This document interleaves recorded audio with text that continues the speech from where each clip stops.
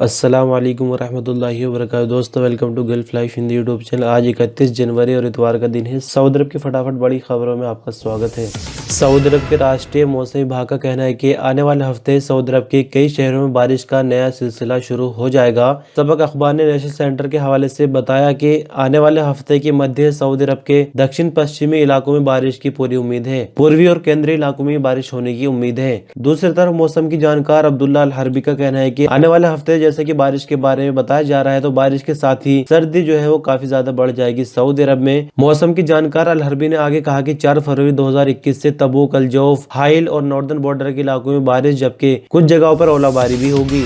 Travel sector के digital marketing platform सोजन की रिपोर्ट से पता चलता है कि कतर के सऊदी अरब के साथ ताल्लुकात जैसे ही ठीक हुए हैं और जीसीसी कंट्री के साथ भी कतर के ताल्लुकात ठीक हुए हैं, उसी के चलते जमीनी और हवाई सरहदें खुलने के बाद कतर का सफर करने में ड्रामाई तौर पर 70.5% की तेजी आई है। सोजन ने 2021 के पहले 2 हफ्तों की रिपोर्ट जारी करते हुए एक ब्लॉग में कहा कि मुमकिन है कि जैसे ही कतर के साथ दूसरे देशों के ताल्लुकात ठीक हुए हैं, तो यहाँ से लोगों ने दिलचस्पी दिखाई है और दूसरे देशों के लोगों ने भी कतर जाने की दिलचस्पी दिखाई है। सऊदी अरब से बीते 14 दिनों के दौरान कतर जाने के लिए लोगों की बहुत बड़ी तादाद में इजाफा देखने में आया है। सऊदी यमन ज्वाइंट फोर्स के स्पोकमैन कर्नल तुर्की अल माली का कहना है कि सऊदी अरब पर ड्रोन हमले की कोशिश को नाकाम बना दिया गया है, जबकि जाजान रीजन में हुस्सों की तरफ से दागे जाने वाले मिसाइल के टुकड़े गिरे हैं। हुस्सों की तरफ से सऊदी अरब की तरफ भेजे जाने वाले बारूद से भरे हुए ड्रोन को यमन की सरहद के अंदर ही तबाह कर दिया गया। सऊदी टीवी अखबार के मुताबिक अरब ज्वाइंट फोर्स की तरफ से जारी बयान में कहा गया है कि यमन में हुस्सों की तरफ से सऊदी अरब की तरफ धमाका करने के लिए बारूद से भरे हुए ड्रोन से हमला किया गया, जिसे ज्वाइंट फोर्स ने मौके पर कार्रवाई करते हुए नाकाम बना दिया। ज्वाइंट फोर्स की air command and defence system ने मौके पर ही कार्रवाई करते हुए इसे सऊदी अरब में पहुंचने से पहले ही गिरा दिया था। सऊदी प्रेस एजेंसी के मुताबिक जाजान रीजन के सिविल डिफेंस के स्पोकमैन कर्नल मोहम्मद याहिया अल गामदी के हवाले से बताया कि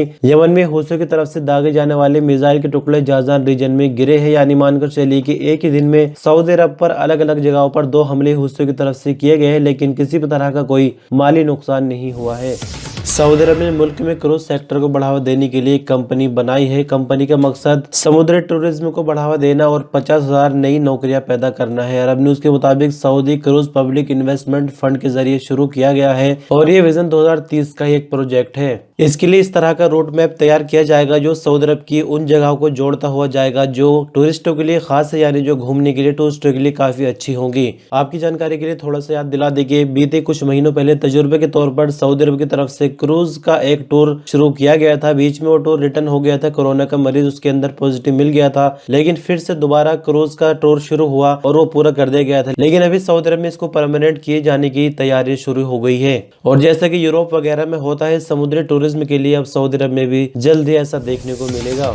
सऊदी अरब में साल 2020 के दौरान अजनबियों के पैसे भेजने में 19.3% का इजाफा हुआ है, यानी पिछले 4 सालों में लगातार मनी ट्रांसफर में कमी रिकॉर्ड की जा रही थी। अल-इक्तिसादी अखबार के मुताबिक अजनबियों ने 2020 के दौरान 149.69 अरब रियाल अपने वतन भिजवाए। 2019 के मुकाबले में 24.16 अरब रियाल यानी 19.26% ज्यादा भिजवाए हैं। आपकी जानकारी के लिए बता दें कि 2019 में सऊदी अरब में रहने वाले अजनबी वर्करों ने 125.53 अरब रियाल अपने मुल्क भेजे थे। अल-इक्तिसादिया ने ये रिपोर्ट सऊदी सेंट्रल बैंक यानी सामा के रिकॉर्ड से ली है। सऊदी अरब की ईस्टर्न रीजन में कोरोना एसओपीज पर सख्ती से अमल कराने का सिलसिला शुरू हो गया है। मिनिस्ट्री ऑफ हेल्थ के दफ्तरों, मार्केट और कमर्शियल प्लाजा में दाखिल होने के लिए तवक्कलना ऐप की रजिस्ट्रेशन जरूरी होगी। सबक न्यूज के मुताबिक governor eastern region prince Saud bin Naif की तरफ से कोरोना से बचाव के लिए जो एसओपीज बनाए गए हैं उन पर दोबारा सख्ती से अमल कराया जा रहा है, क्योंकि आजकल कोरोना केस लगातार सऊदी अरब में बढ़ते जा रहे हैं। इसी के चलते सख्ती चारों तरफ बढ़नी शुरू हो गई है। ईस्टर्न रीजन के हेल्थ विभाग के डायरेक्टर डॉक्टर इब्राहिम अल हरफी का कहना है कि गवर्नर ईस्टर्न रीजन की हिदायत पर अमल करते हुए रीजन भर में स्वास्थ्य विभाग की टीमों ने पूरी तैयारी कर ली है ताकि कोरोना को जहां तक हो सकता है फैलने से रोका जा सके। इस हवाले से मिनिस्ट्री ऑफ हेल्थ के डायरेक्टरेट में आने वालों के लिए इतवार 31 जनवरी से तवक्कलना ऐप की पाबंदी लाजमी कर दी गई है। डॉक्टर अल हरफी का आगे कहना था कि कोरोना एसओपीज पर हर एक को अमल करना चाहिए ताकि इस बीमारी को फैलने से रोका जा सके।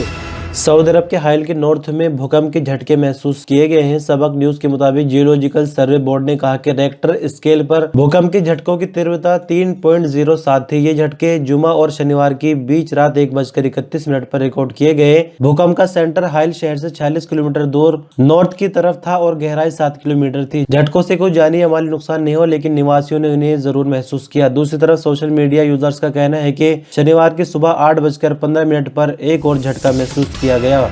सऊदी अरब में बीते 24 घंटों के दौरान कोरोना के नए केस 270 रिकॉर्ड किए गए, जबकि 293 नई रिकवरी रिकॉर्ड की गई है। साथ ही आपको बता दें कि मरने वालों की नई तादाद 4 रिकॉर्ड की गई, जबकि कुल मरने वालों की संख्या बढ़कर 6372 हो गई है। सऊदी अरब में फिलहाल एक्टिव केस 2142 है, जिनमें से क्रिटिकल केस 352 है जो कि आईसीयू में इलाज के लिए। कुल संख्या उस अगर देखें तो कोरोना के कुल मरीजों की संख्या सऊदी अरब में बढ़कर 3,67,813 हो गई, जबकि कुल ठीक होने वालों की तादाद 3,59,299 हो गई है।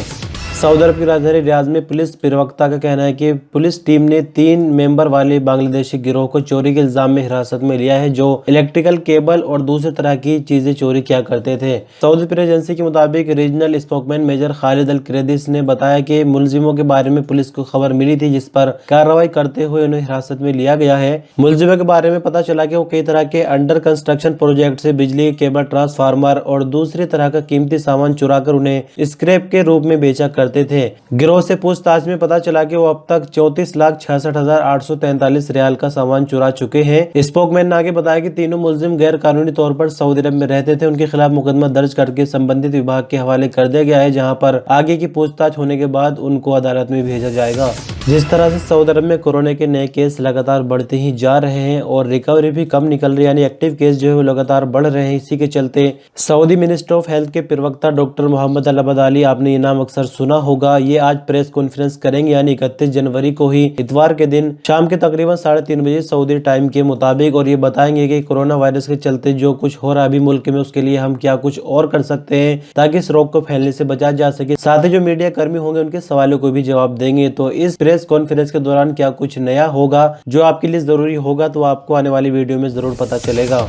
और खबरों के अंत में सऊदी अरब में फिलहाल सर्दी तो सभी जगह हो ही रही, लेकिन तबूक रीजन में अल्लूज पहाड़ी का नजारा कुछ ऐसा है जैसा आपको तस्वीरों में दिखाई दे रहा है। अल्लूज पहाड़ तबूक रीजन का काफी मशहूर पहाड़ है और टूरिस्टों के लिए एक तरह का ये मेन पॉइंट है। और आजकल आप देख सकते हैं किस तरह का यहाँ पर नजारा है, बर्फ की चादर यहाँ पर ओढ़ी हुई है अल्लूज पहाड़ ने। तो इस तरह से खबरों का सिलसिला यहीं तक। शुक्रिया, अल्लाह हाफिज।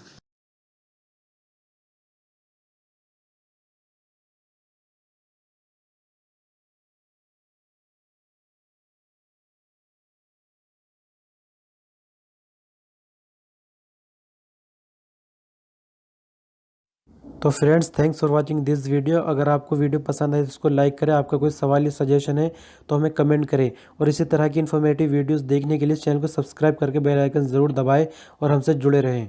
शुक्रिया।